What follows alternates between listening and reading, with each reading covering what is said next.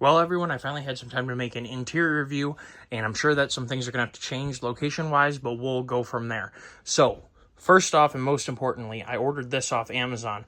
A little bit of a backrest. It may have future potential too, but I think that this setup will work for my dad. He can, I think, swivel into here, lay down, and then I can help him if he needs to get up or whatever, because we weren't able to find a unit that had a theater seating, which would have the legs go up, and a bathroom that worked. Now, the small irony of that would work for him is what I'm getting at. And also for us. It's not just him. At the end of the day, RV bathrooms can be ridiculous.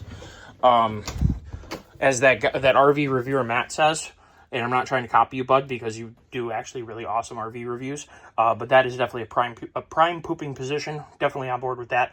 When the slide is in, you can't walk through here, and you can't use some of the drawers over there in the master area, which does have a queen bed. And I've already made the bed with a really nice bedding. We have tons of storage up top. Someday we'll have an extra smart TV right here so that I can watch Cheers or Hogan's Heroes or Grumpy Old Men when I'm going to bed. Little window back there. This is an east to west layout. We have dressers on both sides. I think, yep, we got plugins on both sides up there for phone charging and all that good stuff. We have all the necessary arrangements right here to put a TV and to run extra stuff. The bathroom can be had from this direction. And the shower. Now, I will say, this is definitely a traveling camper. There would be some compromises if this was home 24/7 because of the amount of room there is to walk between stuff. But nice enough shower, plenty of room to get the job done, plenty of room to take a shower. Should be, perfectly acceptable. Our temperature setting for the instant hot water heater is right there. We already have ejectocito cuz. We already have we're going to the UP. Always have bug spray in the UP. So you can come at it from this way too, of course. We have a microwave. It has the normal stuff. It's got spaghetti. I don't know how that works. But I'm pretty sure wasn't there a grill? Yeah. Someone want to tell me how grill works in a microwave oven? I would really like to know how that works. I'd also like to understand. That's Ferris. I think that this is not supposed to be here while you are using the microwave. I'm assuming maybe that's for grill. I wonder how that works. I'm gonna have to do some research on that and figure out that one. I will probably be cooking a lot outside. I like to barbecue. We have some hefty freezer bags, of course, or don't care about the brand. I'm not trying to brand whatever, but we have the essentials, some pots, pans, whatever. I will say that I wish it had more of a formal, and obviously with Class C's, it is not as fancy or comfortable or spacious as a big deal. And that is kind of part of the show. I got some silverware right here. I had bought some aluminum foil. Where did that end up going? So, spices here. This stuff, guys. Highly, highly recommended. Highly, highly recommend. I've made all kinds of stuff. Potato dishes and of course meat, things like that. This stuff is worth its weight in gold. It's absolutely delicious. I have also made ribs using this, which is pretty darn excellent. Highly recommend on that one. I was at Cabela's and they had, I just figured it'd be fun to make some food with that. Seems cool. And of course, these are nice for camping. I bought them many a time. But just to have all the spices you might want to have. Garlic, salt, black pepper, salt, paprika, curry, cayenne. So this is a good thing to have.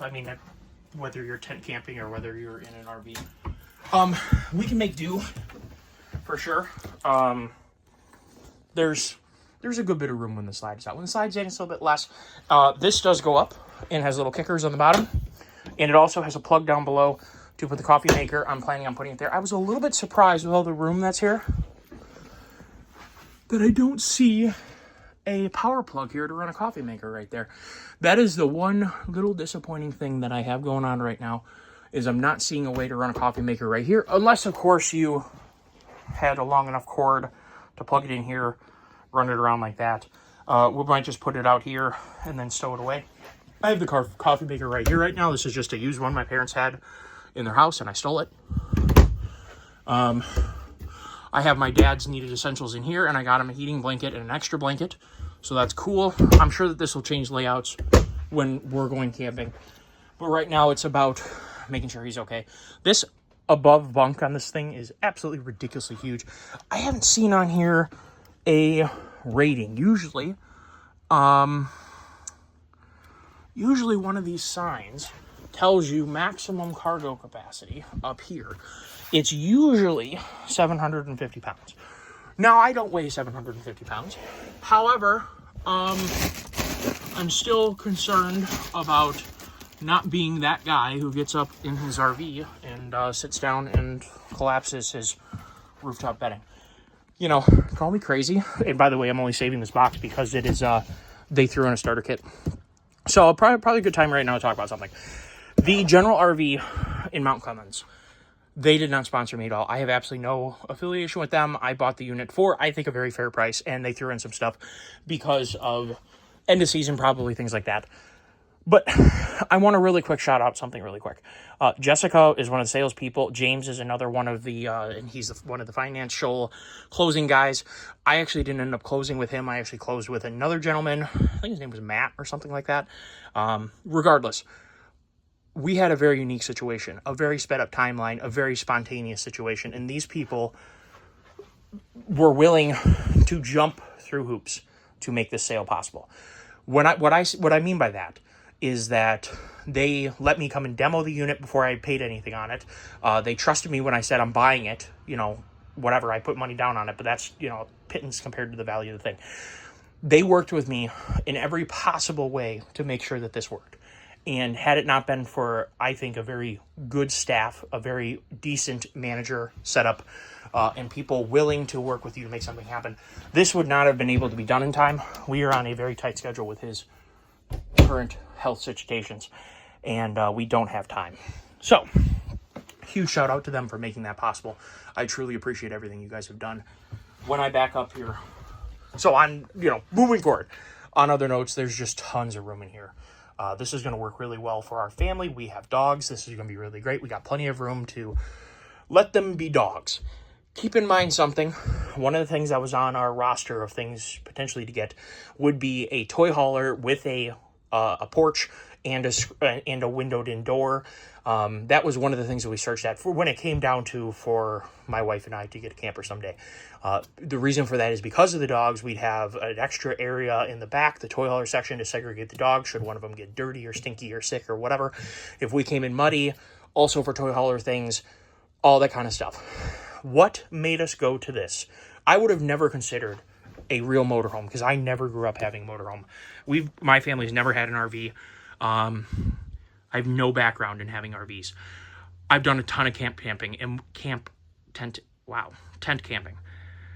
When the weather goes to crap, I look at all the RV people, dry, comfortable inside of their RVs, and I think about every single time, man, I am working extra hard to accomplish something. My main goal right now is not the camping, I'm taking my family on a trip, we're going to see sights and sounds and things like that. I still love to tent camp. But do I need to tent camp every single time? The answer is hard no. So that's when an RV started coming into the play. With this, I'm hoping that my dad can either ride along right there. There's a seatbelt. There's 2 seatbelts on the dinette. Or ride along right there while we're driving. I can stand up right from the seat, come into living quarters, take care of him if I need to, go get drinks. My dad doesn't have to get in and out of a vehicle to get into another trailer. It would never work for my dad to do this with a trailer behind a truck. It's just not going to happen. He needs to have a destination to go where he can get right in, sit down, be comfortable. And let me simulate that. We're in my parents' driveway, which does not offer much for exterior sightlines. When you're sitting here, your eyes are looking straight out, and you got basically 270 degrees of light coming in. This is going to make my dad super duper happy. It's very, very beautiful, honestly. Looking this way, it looks great, right? Pine trees right there. Sometimes we have deer here.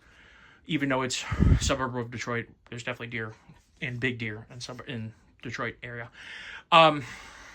So very comfortable place to be, and it's going to be amazing for my dad to be able to be, I think, in this position right here. It'll allow me to drive, to communicate with him, to do what my dad needs to have done. And if I need to stop and help him, I can stand up out of that seat and I can walk right through here. Of course, we'll be driving with the slide in. When the slide is in, it comes in about yay far, okay? So basically, you're in prime foot position if you wanted to, and yes, my biscuits are untied and all sorts of excellence.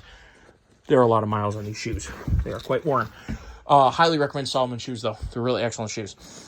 When this thing's all in, like I said, we're no walking through there, but you can go through the bathroom to get to the bedroom. This would slide over, and, it's going to work just fine. Would you want to live in this full-time? Well, I would. I don't care. I mean, I'm used to tent camping. I'd live in a tent full-time, and I'd like to do that sometime. I'd like to do an extended camping endeavor, because I respond very well to tents. But I don't think most people would want to live in here full-time. Like, I'm talking calling it a house, because you're going to run out of storage space eventually. That's where having a really big fifth wheel with a piss load of storage, or a Class A that has underslung bunks or underslung storage and all that stuff. This has a good bit of storage, but I've noticed, like, I have the essentials in it right now, and I have most of the essentials that we're literally going to have on this endeavor, or all the endeavors. I've basically, I think, kitted this out as much as I need to kit it out in terms of stuff. Now, one thing I'd like to add is a good toolkit and a little bit of roadside recovery setup, even though my insurance has roadside assistance, and I'd probably just pull off the side of the road if I blew a tire and call and be like, hey, need a new wheel and tire because I drove on the wheel, so give me a new wheel. I'm going to stay here until you bring it to me. But moving forward, that TV swings. It works while you drive, and it is a smart TV. It is a Connex brand, seemed to work just fine. I've been casting my phone to it. This does have the 360 plus, whatever the heck it is, antenna on it, so we do have TV rolling down the road. We could pay to have the antenna or the internet set up for it. That requires having a cellular subscription. Some of the places I want to go, I don't know that I want to have to rely on cellular subscription. I'm going to look into the mobile or the travel, whatever it's called. Not SpaceX, but Elon Musk Internet. I'm going to look into that. I don't know that much about it, and I'd like to look into that because I think it'd be good to have Elon Musk Internet in here so I can upload videos fast and all that good stuff. I think it's $168 a month or something like that. It would be a work expense for me because of YouTube, but also because of normal work. It would definitely be expensed out. And it would probably be worth having, and I'd like to have it because I will be using this as a mobile office for both, well, for actually 3 businesses. But, yeah. So I like it. I like how basic, and you guys know I kind of like basic trucks, but it brings me back. It is an Econoline interior, and keep in mind, too, what's kind of cool to me is, like, those heat vents are throwback 2008 heat vents. So, kind of a throwback interior for a long time ago, but the wheel is I think similar to, like, a 2017 to 2019 steering wheel. So Econoline's always got a hodgepodge. The door cards are kind of like 2008 to 2010 Super Duty, and those, like I said, the heat vents look really cool, and they are 27. I think they're 08 to 10 Super Duty takeoffs. So it's kind of a hodgepodge of interior. It's pretty darn comfortable. I wish the seat went back a little bit farther, but I am abnormally tall. I mean, I'm 6'2". There, I don't know how. If anyone's taller than me, I don't know how you guys live. I don't know how you buy clothes. I don't know how you do a lot of stuff like drive vehicles, because most vehicles don't fit people who are that tall. But all in all, I think it's a very nice interior. It works well for me.